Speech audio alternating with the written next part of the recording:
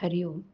आज बुधवार 11 मार्च 2026, फाल्गुन शके 1947.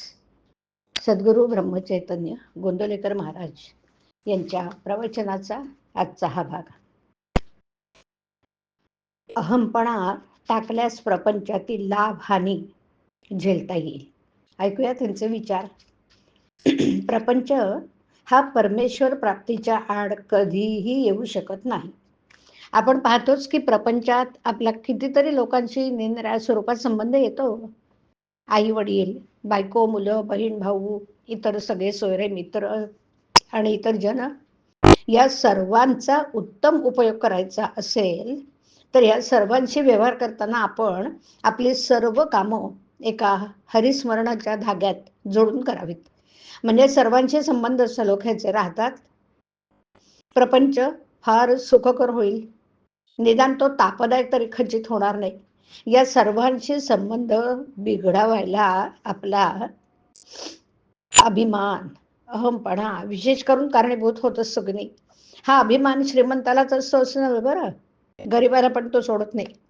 आपण पुराणात वाचलंच आहे की हिरण्यकश्यपूला जेव्हा भगवंताने मांडीवर घेऊन पोट फाडायला सुरुवात केली तेव्हा त्याचा हात अभिमानाने तलवारीकडे गेला. प्रत्यक्ष भगवंत समोर असूनही त्याने काही हात जोडले नाहीत.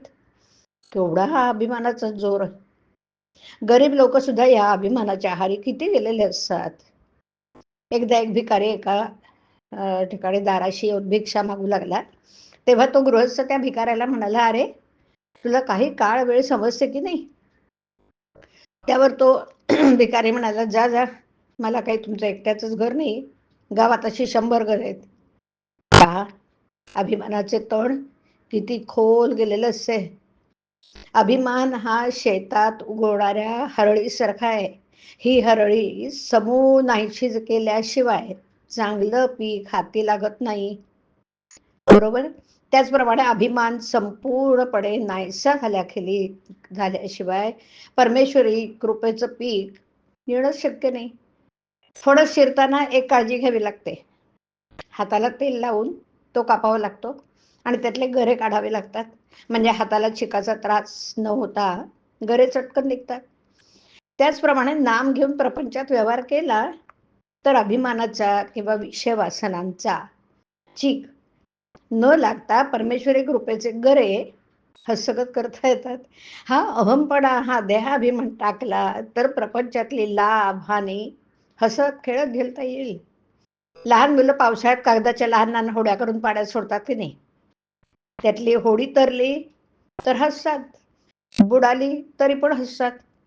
त्याचप्रमाणे प्रपंचातली सुख दुःख हसत खेळत झेलावीत आणि हे एका नामानेच साधता येतं. नामस्मरण म्हणजे तू आहेस मी नाही ही स्थिती होय. हरिओम. हरिओम तत्सत. हरिओम.